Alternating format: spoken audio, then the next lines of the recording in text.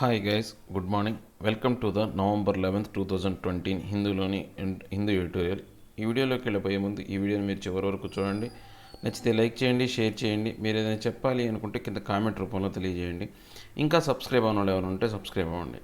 దీంతోపాటు ఈ యొక్క ఏదైతే టెలిగ్రామ్ ఛానల్ లింక్ అనేది డిస్క్రిప్షన్లో ఇస్తున్నానండి. ఎవరికైనా కానీ హిందూ పేపర్ కావచ్చు, డిఫికల్టీ వర్డ్స్ కావచ్చు కావాలి, ఈ యొక్క వెకాబులరీ వర్డ్స్ కావాలి అంటే మీరు టెలిగ్రామ్ ఛానల్లో జాయిన్ అయితే డైలీ ఈ వీడియో కన్నా ముందే వాటిని మీకు టెలిగ్రామ్ ఛానల్లో అవైలబిలిటీలో ఉండే విధంగా చూసుకుంటాను.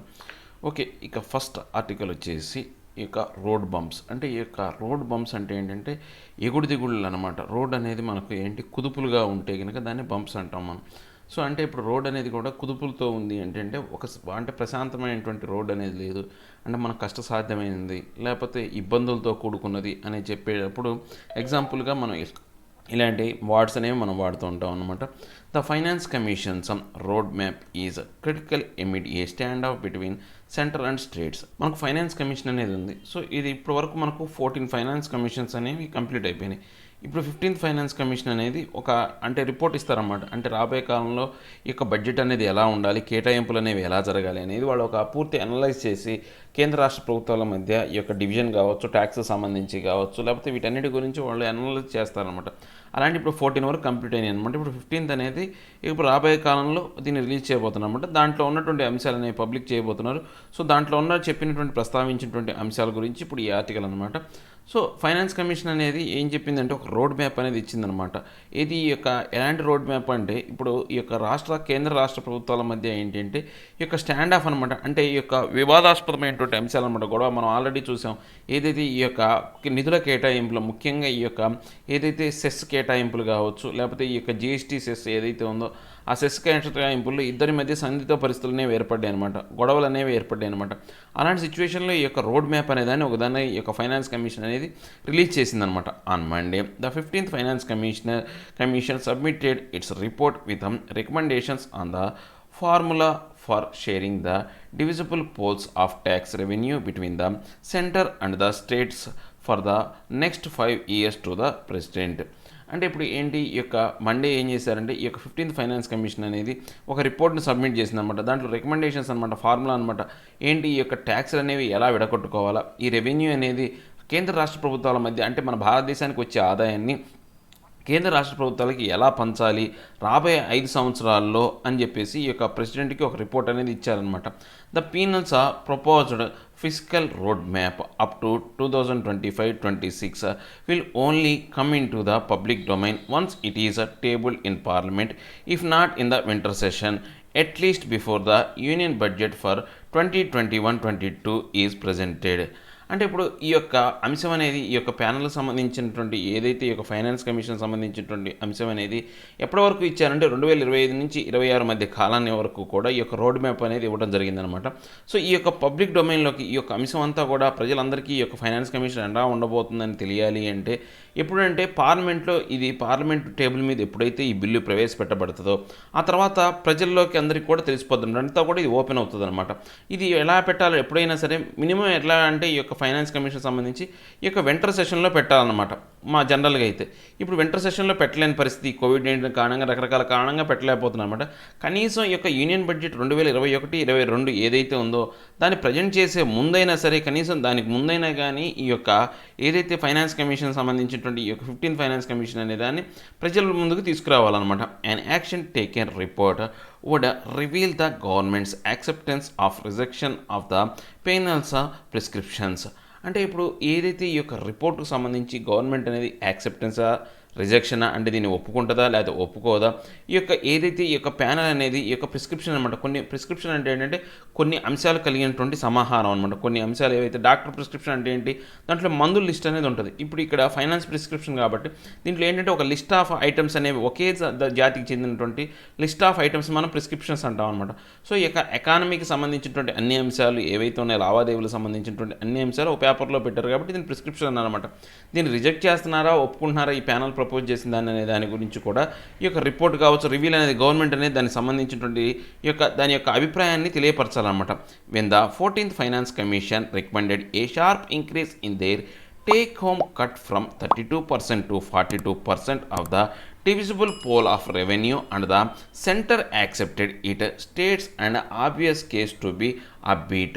అంటే ఇప్పుడు ఏంటి ఈ యొక్క 14th ఫైనాన్స్ కమిషన్లో ఏం చెప్పారు అంటే యాక్చువల్గా కేంద్ర రాష్ట్ర ప్రభుత్వాల మధ్య ఈ యొక్క పంపిణీ అనేది మనకి ఎలా చూస్తే ఇంతకుముందు ఎలా ఉండేదంటే 32% ఏమో రాష్ట్ర ప్రభుత్వాలు పంచేవాళ్ళు, మిగతా 68% వాళ్ళు ఏం చేసేవాళ్ళు కేంద్ర ప్రభుత్వం వాళ్ళ దగ్గర పెంచుకున్నారనమాట. అలాంటి దాన్ని ఏం చేసిందంటే ఈ యొక్క 14th ఫైనాన్స్ కమిషన్ అనేది 32% రాష్ట్ర ప్రభుత్వాలకు కాదు 42% ఇవ్వాలని చెప్పేసి ఒక 10% అనేది పెంచింది. సో ఇప్పుడు ఏమైంది, 42% ఏమో రాష్ట్ర ప్రభుత్వాల పంపకం జరిపారు, 58% అనేది కేంద్ర ప్రభుత్వం దగ్గర ఉంచుకుందనమాట ఆ షేర్ అనేది. సో ఇప్పుడు 42% కేంద్రానికి పంపిణీ చేసిందని ఆ కేంద్రం అనేది ఆమోదించి రాష్ట్రాలకు ఇవ్వడం అనేది మొదలుపెట్టింది అనమాట. రాష్ట్రాలు కూడా ఇంకా ఆబ్వియస్గా అంటే స్పష్టంగా తప్పనిసరిగా ఆబ్వియస్ అంటే ఖచ్చితంగా ఏంటి వాళ్ళు ఉల్లాసంగా ఫీల్ అయ్యారు. ఎందుకని ఇంతకుముందు 32% అంటే తక్కువ షేర్ వచ్చేది, ఇప్పుడు 10% పెరిగింది కాబట్టి అందరికీ ఎక్కువ షేర్ అనేది వచ్చిందనమాట.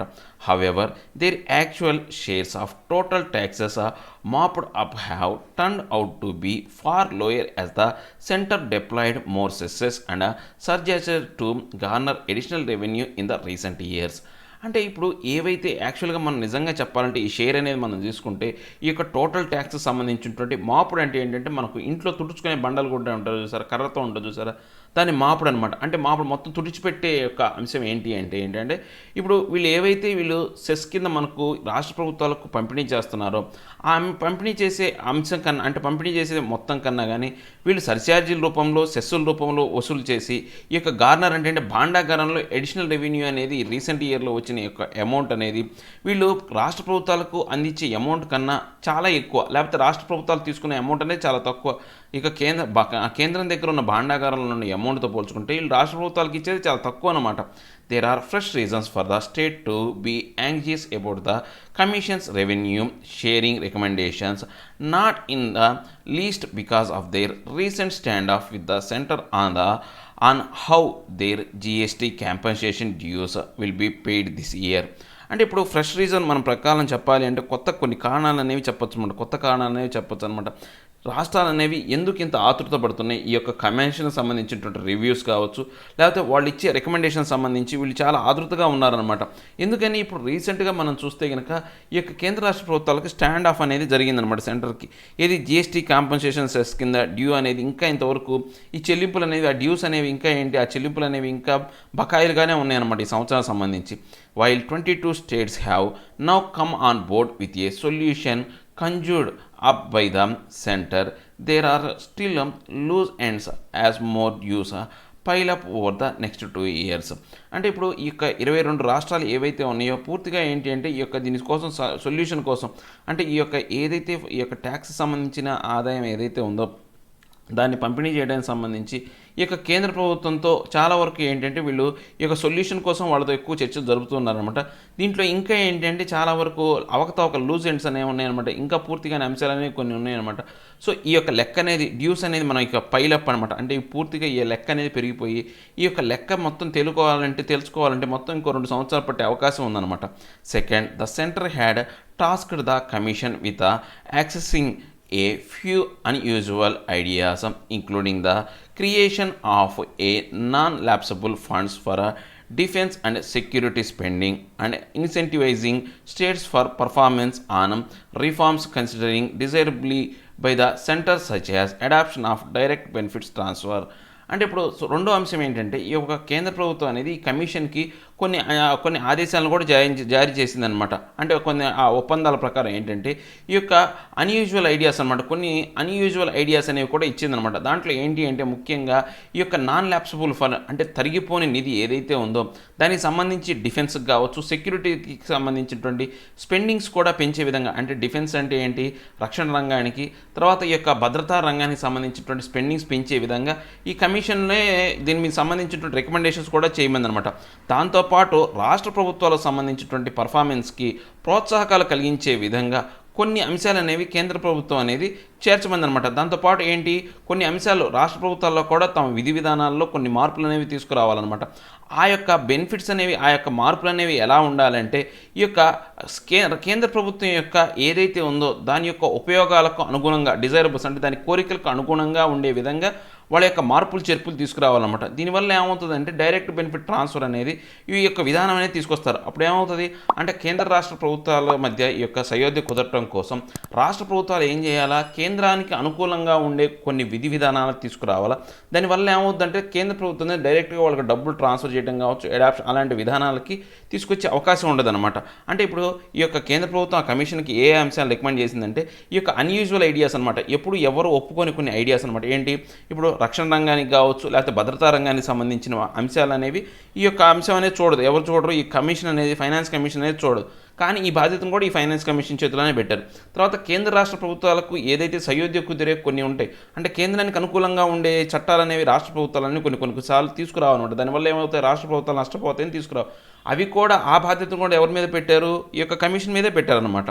Southern states are worried that the use of 2011 population data instead of 1971 will penalise them for managing population growth better. అంటే ఇప్పుడు ఏంటి అంటే ఏదైతే అంటే సదరన్ స్టేట్స్ అంటే దక్షిణ భారతదేశంలో ఉన్నటువంటి రాష్ట్రాలు ఏం చేస్తున్నాయంటే యాక్చువల్గా ఈ యొక్క 1971 పాపులేషన్ డేటాను కాకుండా 2011కు సంబంధించినటువంటి ఈ యొక్క జనాభా లెక్కలను ఉపయోగించుకొని వీళ్ళు ఏంటంటే ఈ యొక్క పాపులేషన్ మేనేజ్మెంట్ గ్రోత్ అనే దాన్ని వీళ్ళు బెటర్గా అనలైజ్ చేస్తున్నారు అనమాట. కానీ కేంద్ర ప్రభుత్వం ఏం చేస్తుంది, వీళ్ళు 2011 జనాభా లెక్కల ప్రకారం కాదు, 1971 జనాభా లెక్కల ప్రకారమే మీరు లెక్కలు చూడండి. అలా కనుక చూడకపోతే మేము పెనాల్టీస్ వేస్తామని చెప్పేసి కేంద్ర ప్రభుత్వం చెప్తుందనమాట. అది ఒక వివాదాస్పదమైన అంశం అనమాట. ఎందుకని జనాభా పెరిగింది, ఆ జనాభాకు అనుగుణంగానే వీళ్ళు లెక్కలు వేస్తున్నారు రాష్ట్ర ప్రభుత్వాలు. కానీ కేంద్రం ఏం చేస్తుంది, ఆ యొక్క ఆదాయాన్ని తప్పించుకోవడం కోసం ఏం చెప్తుందంటే 1971 జనాభా లెక్కలు చూడమంటుంది. ఎంత జనాభా తేడా ఉంటుంది, దానివల్ల రాష్ట్రాలు అనేవి నష్టపోతున్నాయి అనమాట. All these have the potential to impact state actual share. So ఇలాంటి అన్ని కారణాలు ఏవైతే ఉన్నాయో, అంటే ఇందాకలు ఏవైతే ఈ యొక్క బడ్జెటరీకి సంబంధించినటువంటి ఏదైతే రక్షణ రంగానికి, సెక్యూరిటీ రంగానికి సంబంధించి కావచ్చు, లేకపోతే ఈ యొక్క ఏదైతే రాష్ట్ర ప్రభుత్వాలు అనేవి కేంద్రానికి అనుగుణంగా ఉండే కొన్ని చట్టాలు తీసుకురావడం కావచ్చు, లేకపోతే ఈ యొక్క పాపులేషన్ లెక్కలు అనేవి 1971 లెక్క ప్రకారం చూడటం అనేవి, ఇలాంటి అన్ని అంశాలు అనేవి ప్రధానంగా ఏంటంటే రాష్ట్రాలకు వచ్చే ఆదాయాన్ని దెబ్బతీస్తున్నాయి అనమాట. పొటెన్షియల్ ఇంపాక్ట్ అంటే సాధ్యమైనంత వరకు రాష్ట్రానికి వచ్చే ఆదాయాన్ని పూర్తిగా దెబ్బతీస్తున్నాయి అనమాట. The RBI's assessment of state finances reveals they were already hurting from the slowing economy. అంటే ఇప్పుడు ఆర్బీఐ యొక్క అంచనా అసెస్మెంట్ ప్రకారం ఏంటంటే ఈ యొక్క రాష్ట్ర ప్రభుత్వాలకు సంబంధించినటువంటి ఆదాయం అనేది పూర్తిగా చూసుకుంటే చాలా వరకు ఏంటంటే ఈ యొక్క ఎకానమీ అనేది పూర్తిగా నిదానం అయినప్పుడు, అంటే ఎప్పుడు మనకు కోవిడ్ రాకముందుకే ఆర్థికంగా మనకు ఎకానమీ అనేది పూర్తిగా ఏంటి ఈ యొక్క ఆర్థికపరమైనటువంటి మందగమనం అనేది ఏర్పడిందనమాట. అప్పుడే పూర్తిగా దెబ్బతిన్నాయని చెప్పేసి ఆర్బీఐ లెక్కలు చెప్తుంది. The pandemic and the lockdowns have made things worse. అంటే ఆ తర్వాత ఏదైతే ఈ యొక్క వ్యాధి వచ్చిందో, ఆ వ్యాధి తర్వాత ఏర్పడినటువంటి లాక్డౌన్స్ వల్ల ఈ యొక్క విధానం అనేది ఇంకా దిగజారిపోయింది, పూర్తిగా నాశనం అయిపోయింది. అప్పటికే స్లో అయింది, ఈ యొక్క పాండమిక్ లాక్డౌన్స్ వల్ల పూర్తిగా నాశనం అయిపోయింది అనమాట. Last year the finance panel had tabled an interim report for 2020-21 by saying a 5-year forecast is tough when the economy is slowing down due to the efforts of reforms like demonetization and GST. అంటే last year ఏంటంటే ఈ యొక్క finance panel ఏదైతే ఉందో వాళ్ళు ఒక మధ్యంత తాత్కాలికమైనటువంటి మాధ్యమికమైనటువంటి report కావచ్చు, లేకపోతే తాత్కాలికమైనటువంటి రిపోర్ట్ అనేది 2020-21కి సంబంధించి వాళ్ళు రాబోయే 5 సంవత్సరాలు ఫోర్కాస్ట్ రాబోయే 5 సంవత్సరాలకు సంబంధించినటువంటి రిపోర్ట్ అనే దాన్ని మేము తయారు చేయడం చాలా కష్టం. ఎందుకని ఇప్పుడు మనం కనుక చూస్తే ఆర్థికపరమైనటువంటి మందగమనం అనేది ఉంది. ఈ యొక్క మందగమనం అనేది ఎందుకు ఏర్పడిందంటే కొన్ని మనం మార్పులు అనేవి తీసుకొచ్చామన్నమాట. ఏ మార్పులు అంటే డిమానిటైజేషన్ ఒకటి, తర్వాత GST goods and service tax తీసుకురావడం వల్ల ఆర్థికపరమైనటువంటి మందగమనం ఏర్పడింది. సో 5 సంవత్సరాల కాలం పాటు దీర్ఘకాలమైనటువంటి ఈ యొక్క ఏదైతే లెక్కలు వేయటం అనేది చాలా వరకు కష్టమని చెప్పేసి ఈ యొక్క ఫైనాన్షియల్ వాడు ఏదైతే ఉందో ఆ ఫైనాన్షియల్ కమిషన్ అనేది ఫైనాన్స్ కమిషన్ అనేది చెప్పిందనమాట. Its final report comes at an even more uncertain time with the pandemic throwing the global economy into a tail spin. అంటే ఇప్పుడు ఈ యొక్క ఫైనల్ రిపోర్ట్ ఏదైతే ఉందో మనకి ఇప్పుడు ఫైనల్ రిపోర్ట్ అనేది 15th ఫైనాన్స్ కమిషన్కి సంబంధించినటువంటి ఫైనల్ రిపోర్ట్ అనేది రిలీజ్ అయింది. అది కూడా ఎలా రిలీజ్ అయిందంటే అన్సర్టైన్ టైం అనమాట.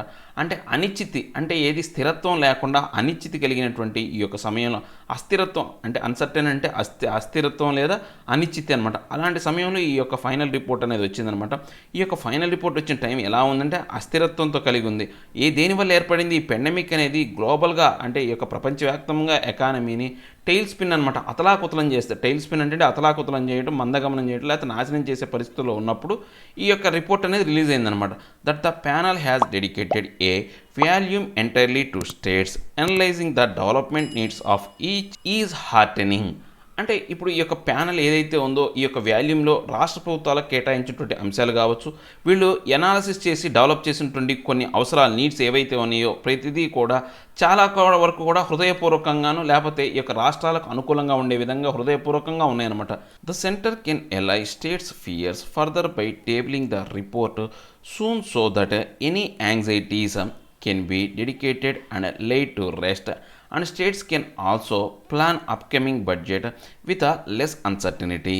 ఇప్పుడు కేంద్ర ప్రభుత్వం ఏం చేయాలంటే రాష్ట్ర ప్రభుత్వాలకు సంబంధించినటువంటి భయాన్ని తొలగించే విధంగా, ఎలా అంటే ఏంటంటే పూర్తిగా నాశనం చేసే విధంగా, లేకపోతే తొలగించే విధంగా, రద్దు చేసే విధంగా కొంత రిపోర్ట్, ఈ యొక్క కొత్త రిపోర్ట్ అనే దాన్ని దాన్ని టేబుల్ మీద తీసుకురావాలి, దాన్ని ఆచరణలోకి తీసుకురావాలి. సో దాంతోపాటు ఏవైతే ఇంకా కొన్ని యాంగ్జైటీస్ ఏవైతే ఉన్నాయో, భయాందోళనలు కావచ్చు, ఆతృతలు కావచ్చు, ఇవన్నీ ఏవైతే ఉన్నాయో వాటి మీద పూర్తిగా సరైనటువంటి ఈ యొక్క చర్చ అనేది జరపాలి. తర్వాత ఆ చర్చ అనేది జరిపి పూర్తిగా అంశాలన్నింటినీ తుడిచిపెట్టే విధంగా, దాంతోపాటు రాష్ట్ర ప్రభుత్వాలు కూడా ఏం చేయాలంటే ఈ యొక్క కొత్తగా వాటి యొక్క బడ్జెట్ అనే దాన్ని వాళ్ళు కూడా ప్రవేశపెట్టాలన్నమాట. ఆ బడ్జెట్ ఎలా ఉండాలంటే ఈ యొక్క లెస్ అన్సర్టైన్ అనమాట. అనిశ్చితి అనేది ఉంటుంది, ఖచ్చితంగా ఉంటుంది. బడ్జెట్ ఉంటే ఎప్పుడు కూడా అనిశ్చితి, అస్థిరత్వం అనేది ఉంటుంది. కానీ దాని యొక్క అనిశ్చితి, అస్థిరత్వం అనేది చాలా తక్కువగా ఉండే విధంగా చర్యలు తీసుకోవాలన్నమాట. Being receptive to states concerns can help forge a fresh cohesive federal compact for the coming years, a double engine that can hasten India's return to high growth. అంటే ఇప్పుడు ఏంటి అంటే being a receptive of states, అంటే సహాయకారిగా, receptive అంటే ఏంటంటే సహాయకారిగా, లేకపోతే వాళ్ళకు సహాయాన్ని చేసే విధంగా ఈ యొక్క రాష్ట్ర ప్రభుత్వాలకు సహాయం చేసే విధంగా కేంద్ర ప్రభుత్వం ఉందన్నమాట.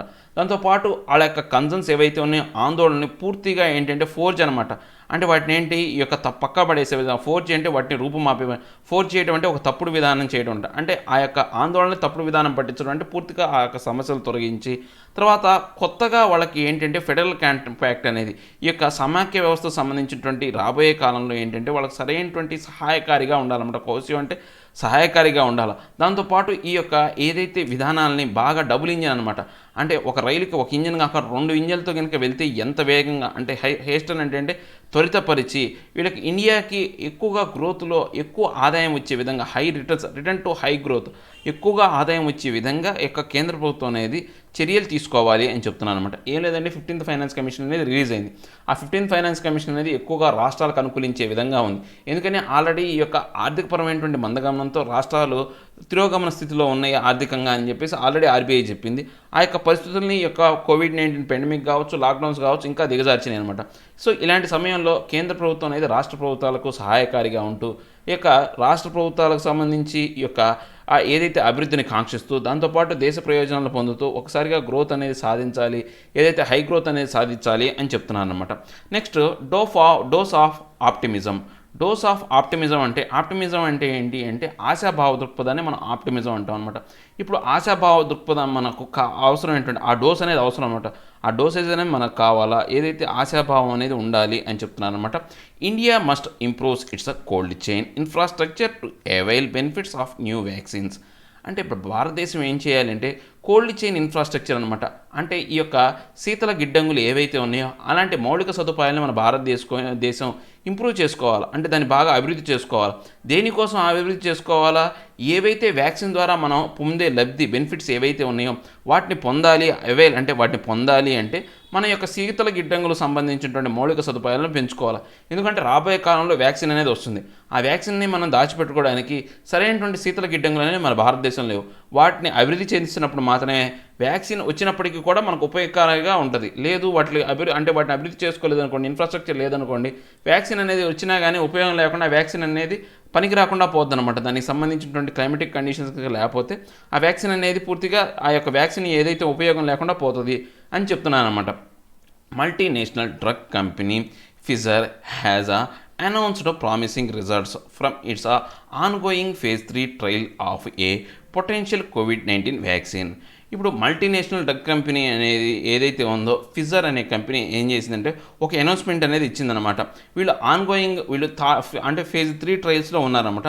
ఈ ఫేజ్ 3 ట్రయల్స్లో ఈ COVID-19 సంబంధించినటువంటి యొక్క సాధ్యమైనంత వరకు ఈ వ్యాక్సిన్ అనేది మంచి యొక్క ఫలితాలు అనేది ఇస్తుందని చెప్పేసి వాళ్ళు అనౌన్స్ చేశారనమాట. However these early results of the vaccine candidate being 90% protective in the trials, volunteers nearly 40,000 are enrolled is the only important detail that is public. అంటే ఇప్పుడు ఏంటి అంటే ఇప్పుడు మనకు ఏదైతేనేమి ఈ యొక్క వ్యాక్సిన్ మనం చూస్తే కనుక ఈ యొక్క క్యాండిడేట్ వ్యాక్సిన్ అనేది 90% ఏంటంటే రక్షణాత్మకంగా ప్రొటెక్టివ్గా ఉందన్నమాట. ఏది ఈ యొక్క వాలంటీర్స్ మీద జరిగినటువంటి ఈ యొక్క ట్రయల్స్ ప్రకారం చూసుకుంటే ఇది 90% అనేది సేఫ్ అనమాట. వేసుకున్న వాళ్ళలో 90 మందికి ఈ వ్యాధి అనేది రాకుండా ఉంటుందన్నమాట. దీన్ని పూర్తిగా ఏంటంటే 40,000 మంది వాలంటీర్స్ అనేవాళ్ళు ఎన్రోల్ అయితే దానికి సంబంధించి వీళ్ళు చెప్పినటువంటి లెక్కలు అనమాట. సో ఇంకా ఈ యొక్క ఇంపాక్ట్ ఏదైతే ఉందో దీనికి సంబంధించినటువంటి డీటెయిల్స్ అనేవి ఇంకా పబ్లిక్గా చెప్పాల్సిన అవసరం అనేది ఉంది. పూర్తి స్థాయిలో వదిలిపెట్టలేదు అనమాట దీనికి సంబంధించి.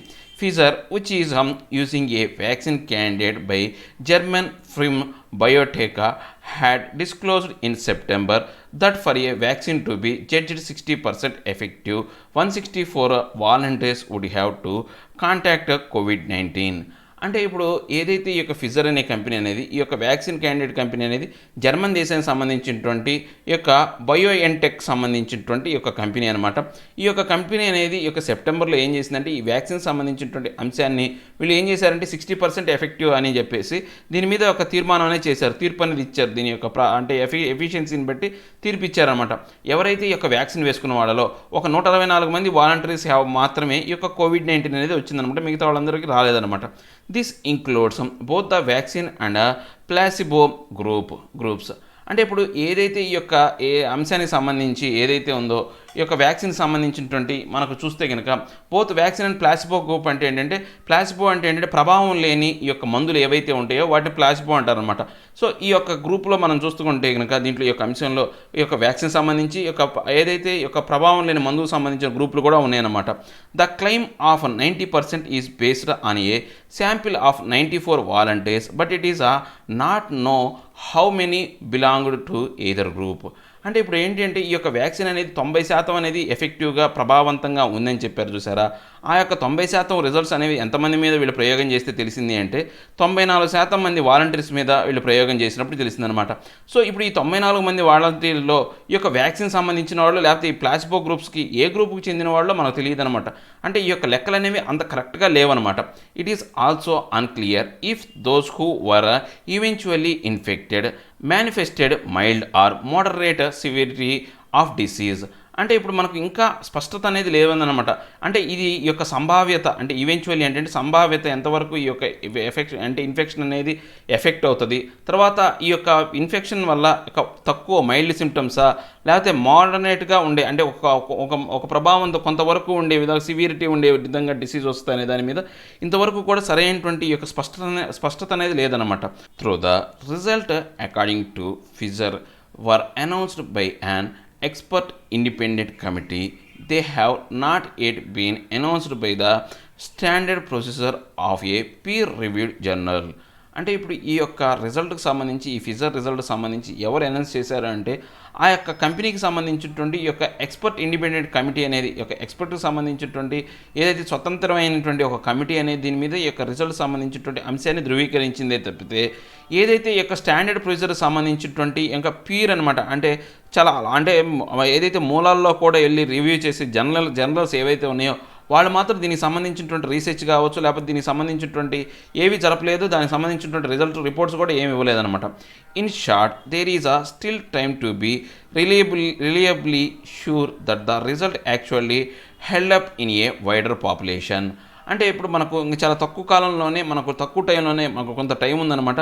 అంటే ఇది రిలయబుల్లీ షూర్ అంటే ఎంతవరకు నమ్మదగింది అనే దాని గురించి ఈ రిజల్ట్ అనేది ఎంతవరకు కరెక్ట్ అనేది ఎప్పుడు తెలుస్తుంది అంటే వైడర్ పాపులేషన్ మీద ఎప్పుడైతే మనం దీన్ని ప్రయోగిస్తామో అప్పుడు ఆటోమేటిక్గా మనకు తెలిసిపోద్ది అనమాట. అది చాలా తక్కువ సమయంలోనే చాలా తొందరలోనే తెలిసిపోద్ది అనమాట. Fissures announcement may not have an immediate impact for India. అంటే ఇప్పుడు ఈ యొక్క ఫిజర్ ఏదైతే అనౌన్స్మెంట్ చేసిందో అంటే ఈ యొక్క 90% ఈ యొక్క 90% సేఫ్ అనే దాని గురించి, దానికి సంబంధించి మనకు భారతదేశం మీద ఇమ్మీడియట్గా ఎటువంటి యొక్క ప్రభావం అనేది ఉండదన్నమాట. అన్లైక్ ఒక Covishield by the serum institute or Covaxin by Bharat Biotech Limited, there are no large phase 3 trials of the vaccine in India. ఎందుకంటే ఇప్పుడు మనకు దానిలా కాకుండా అంటే అన్లైక్ దానిలాగా ఎమ్మటెమ్మటే వీళ్ళు రిలీజ్ చేసి ఏదైతే వాళ్ళు చెప్పారో ఆ లెక్కలు చెప్పారో అలా కాకుండా మనకు కోవిషీల్డ్ అనేది సెరమ్ ఇన్స్టిట్యూట్ అనేవాళ్ళు తయారు చేస్తుంది, లేదా కోవాక్సిన్ అనేవాళ్ళు చేసే ఈ యొక్క బయోటెక్ లిమిటెడ్ సంబంధించినటువంటి ఈ యొక్క అంశాల ప్రకారం ఈ యొక్క ఫేజ్ 3 ట్రయల్స్ ఏదైతే వ్యాక్సిన్ అనేది ఏదైతే ఎక్కువ మొత్తంలో ఏం జరగట్లేదు అన్నమాట, అవి కూడా తక్కువ మొత్తంలోనే జరుగుతున్నాయి. ఏదైతే మనకు ఫిజర్ కంపెనీలో ఉన్నటువంటి వ్యాక్సిన్ ఏదైతే స్టేజ్లో ఉందో ఇది కూడా అదే స్టేజ్లో ఉందన్నమాట. While there were early discussion with Pfizer, there is as yet no confirmation on whether India can be issued of early access to even a fraction of the vaccine output in the event it is readied. అంటే ఇప్పుడు మనకు దీనికి సంబంధించినటువంటి discussions ఏవైతే ఉన్నాయో already ఈ యొక్క ఫిజర్తో already discussions జరిపోయినాయి అనమాట. సో ఇప్పుడు మనకు ఎటువంటి కన్ఫర్మేషన్ అనేది లేదు, అంటే నిర్ధారణ అనేది లేదనమాట. మన భారతదేశానికి సంబంధించినటువంటి ఇండియాకి సంబంధించినటువంటి వ్యాక్సిన్స్ అనేవి ఖచ్చితంగా యాక్సెస్లో తొందరలో అందుబాటులోకి వస్తాయా, లేకపోతే కొంతవరకు అవుట్పుట్ అయినా కానీ ఈ యొక్క ఈవెంట్లో రెడీ అవుతాయా, అంటే ఈ ఫిజర్తో పాటు రెడీ అవుతాయనే దాని మీద సరైనటువంటి అవగాహన అనేది లేదనమాట, సరైనటువంటి నమ్మదగమైనటువంటి అంశం అనేది లేదనమాట.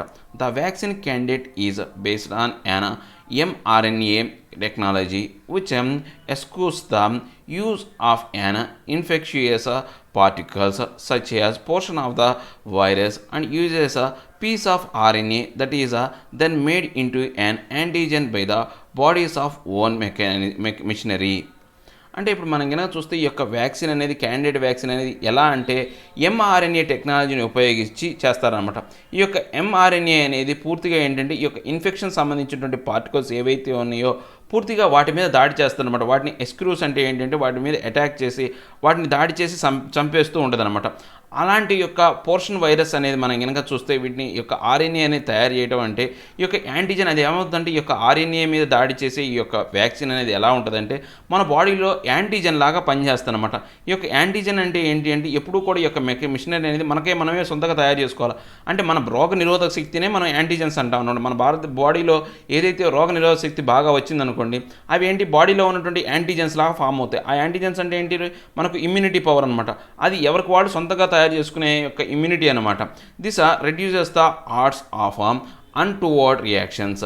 సో దీనివల్ల ఏమవుతుంది అంటే మన బాడీలో ఇమ్యూనిటీ సిస్టమ్ పెంచుకోవడం వల్ల ఏమవుతుందంటే ఏవైతే ఆర్ట్స్ ఉన్నాయో అంటే మనకు ఏవైతే మన సైడ్ ఎఫెక్ట్స్ అంటాం కదా, సో యొక్క అలాంటి అన్నీ కూడా రియాక్షన్స్ ఏవైతే ఉన్నాయో అన్టువర్డ్స్ ద రియాక్షన్ అంటే ఈ యొక్క వ్యాక్సిన్ సంబంధించినటువంటి ఈ యొక్క నెగిటివ్ ఇంపాక్ట్ ఏదైతే ఉందో అది దాని యొక్క ప్రభావం అనేది చాలా తక్కువగా ఉంటుంది అనమాట. It also does not need to be cultured in a chicken eggs or other mammalian cells, allowing it be better, faster and more inexpensively. అంటే ఇప్పుడు మామూలుగా ఈ యొక్క వ్యాక్సిన్ అనేది ఇంతకుముందు ఎలా అంటే ఏదైనా వ్యాక్సిన్ ఎలా తయారు చేస్తారంటే మనుషుల్లో కాకుండా ఇక కోడి గుడ్డులోంచి కావచ్చు, లేకపోతే అంటే ఈ యొక్క అలాంటి జెనెటికల్ని ఉపయోగించి మనకు ఈ యొక్క దాన్ని అలాంటి కోడి గుడ్డులోంచి కావచ్చు, లేకపోతే ఏదైనా పాలు ఇచ్చే పెంచే జంతువు మ్యామల్స్ అంటే ఏంటి ఈ యొక్క పాలు ఇచ్చే జంతువులు ఏవైతే ఉన్నాయో లేకపోతే అలాంటి జంతువులు ఏవైతే ఉన్నాయో వాటి ద్వారా పాలు అంటే పందులు కుక్కలు ఏవైతే ఉన్నాయో వాటిలో నుంచి ఆ మ్యామల్స్లోంచి ఏం చేస్తారంటే ఆ సెల్స్లోంచి ఈ యొక్క ఇమ్యూనిటీ అనే దాన్ని తీసుకొని దాన్ని వ్యాక్సిన్ లాగా తయారు చేసేవాళ్ళు అనమాట. సో దానివల్ల ఏమవుతుంది తొందరగా ఈ యొక్క వ్యాక్సిన్ అనేది అందుబాటులోకి వస్తుంది, ఫాస్టర్గా వస్తుంది. దాంతోపాటు ఈ యొక్క జంతువుల్లోంచి తయారు చేస్తున్నారు కాబట్టి దాని యొక్క ఖరీదు కూడా ఇన్ఎక్స్పెన్సివ్గా తక్కువగా ఉండే విధంగా ఉంటుంది అనమాట. కానీ ఈ వ్యాక్సిన్ అలా తయారు చేయడం అనేది కుదరదనమాట. ఈ యొక్క ఏదైతే మిగతా జంతువుల్లోంచి ఇది చేయడం మన బాడీలో మనమే ఓన్గా తయారు చేసుకోవాలన్నమాట. సో మనుషుల్లోంచి తయారు చేసుకోవాలి కాబట్టి కష్టం. ఎందుకని కుక్కల్ని పందులను చంపినా కానీ సమస్య లేదు. దీనివల్ల మనుషులు చచ్చిపోతే ఏమవుతుంది పెద్ద కేసులు అవుతాయి అనమాట. సో దానివల్ల ఏమవుతుంది వ్యాక్సిన్ అనేది ఖరీదు ఎక్కువైపోతుంది. దాంతోపాటు దీని యొక్క వేగం కూడా చాలా తక్కువ, ఈ వ్యాక్సిన్ తయారు చేసే టైం కూడా ఎక్కువ తీసుకుంటుంది అనమాట. Though it is at the frontier of novel vaccine production methods, there are still no commercially available mRNA based vaccines. అంటే ఇప్పుడు మనం కనుక చూసుకుంటే ఈ యొక్క ఏవైతే మనకు నావెల్ వ్యాక్సిన్కి సంబంధించినటువంటి ఈ యొక్క ఫ్రంటియర్స్ అనమాట, అంటే ఈ యొక్క యుద్ధం కావచ్చు లేకపోతే దాన్ని ఎదుర్కోవడానికి సంబంధించినటువంటి ఈ యొక్క ప్రొడక్షన్ మెథడ్స్ సంబంధించి మనకు కమర్షియల్గా అవైలబుల్గా ఉండే అంటే ఆర్థికంగా తక్కువలో పడే అంటే ఎంఆర్ఎన్ఏ అనే దాన్ని బేస్డ్ వ్యాక్సిన్ని తయారు చేయడం అనేది ఇంతవరకు ఎవరు కనిపెట్టలేదన్నమాట. అంటే తక్కువ ఖరీదులో mRNA బేస్డ్ వ్యాక్సిన్ అనేది తయారు చేయడం అనేది చాలా కష్టం అనమాట. They also reportedly need to be refrigerated to nearly -70 degrees Centigrade, and India with its limited cold chain infrastructure lacks effective vaccine storage capacity. అంటే ఇంకా ఈ యొక్క mRNAతో ఇప్పుడు దీన్ని తయారు చేయడమే కష్టం అనుకుంటే దాన్ని భద్రపరచాలి అంటే ఏంటంటే -70 degrees Centigrade కలిగినటువంటి టెంపరేచర్, అట్మాస్ఫియరిక్ టెంపరేచర్ అనేది మనం క్రియేట్ చేయాలి. ఆ యొక్క మన భారతదేశంలో మనం చూసుకుంటే ఈ యొక్క లిమిటెడ్ కోల్డ్ చైన్ ఇన్ఫ్రాస్ట్రక్చర్ ఉంది. మన భారతదేశంలో ఈ యొక్క మౌలిక సదుపాయం లేదు. -70 degrees Centigrade స్టోర్ చేయగలిగేంత కెపాసిటీ కలిగినటువంటి ఏవి కూడా మన భారతదేశంలో లేవన్నమాట. సో దీనివల్ల ఏంటి, ఈ యొక్క వ్యాక్సిన్ స్టోరేజ్ కెపాసిటీ అనేది మనకు చాలా వరకు ల్యాక్స్ అనమాట, కొరతలో ఉన్నాం మనం. ల్యాక్స్ అంటే ఏంటి, కొరతలో ఉన్నాం. However, irrespective of whether and when the Pfizer vaccine is available, there is a reason from optimism.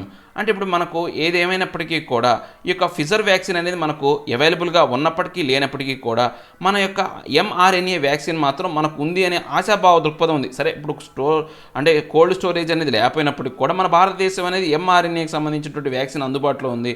ఆ ఫిజర్ వాళ్ళు ఇచ్చినప్పటికీ ఇవ్వనప్పటికీ కూడా మనకు పెద్ద సమస్య లేదనమాట. For one, it shows that scientists basic strategy of developing a vaccine to target the spike protein of the virus is correct, and given that this is an approach most vaccine developers are following, the chances of several encouraging results are high. అంటే ఇప్పుడు ఏంటి అంటే ఇప్పుడు ఏదేమైనప్పటికీ కూడా మనం ఏం చేయాలి అంటే మనం ఈ యొక్క అంశాలకు సంబంధించి ఈ యొక్క సైంటిస్ట్ అనేవాళ్ళు బేసిక్గా ఒక స్ట్రాటజీ అనేది డెవలప్ చేసుకోవాలన్నమాట. ఏంటి, ఈ యొక్క వ్యాక్సిన్ ఏదైతే ఉందో ఈ వ్యాక్సిన్ అనేది పూర్తిగా ఆ యొక్క ఏదైతే క్రిమికి సంబంధించినటువంటి ప్రోటీన్స్ని ఆ యొక్క టార్గెట్ చేస్తారనమాట. స్పైక్ అంటే ఏంటంటే దానికి ఒక చిన్న సూదిలాగా మనకు, లేకపోతే ఒక కర్ర మేకులాగా ఏదైతే ఉందో దాన్ని ప్రోటీన్ని నాశనం చేసి ఆ వైరస్ని దెబ్బతీస్తారనమాట. ఇలాంటి విధానాన్ని చాలా వ్యాక్సిన్ డెవలపర్స్ అనేవాళ్ళు ఫాలో అవుతున్నారనమాట. సో ఇప్పుడు మనకు ఏంటి, ఈ యొక్క ఎంకరేజ్ అంటే దీనికి సంబంధించినటువంటి విధానాన్ని మనం ప్రోత్సహించి ఇలాంటి వాటిలో ఎక్కువ రిజల్ట్స్, మంచి రిజల్ట్, ఎక్కువ ప్రభావవంతమైన రిజల్ట్స్ వచ్చే విధంగా చూసుకోవాలన్నమాట. Given that another firm Moderna also employs an mRNA based approach, it is likely that the new vaccine platform may prove to be a breakthrough approach in developing future vaccines. అంటే ఇప్పుడు ఏవైతే ఉన్నాయో, ఇప్పుడు ఈ ఫిమ్ ఏదైతే ఈ యొక్క ఫిజర్ కంపెనీ ఏదైతే ఉందో ఈ యొక్క మోడర్నా అనే విధానం ద్వారా కొత్తగా ఈ యొక్క mRNA బేస్డ్ అప్రోచ్నే కాకుండా వీళ్ళు ఏంటంటే న్యూ వ్యాక్సిన్ ప్లాట్ఫామ్ అనే దాన్ని కూడా తయారు చేశారన్నమాట.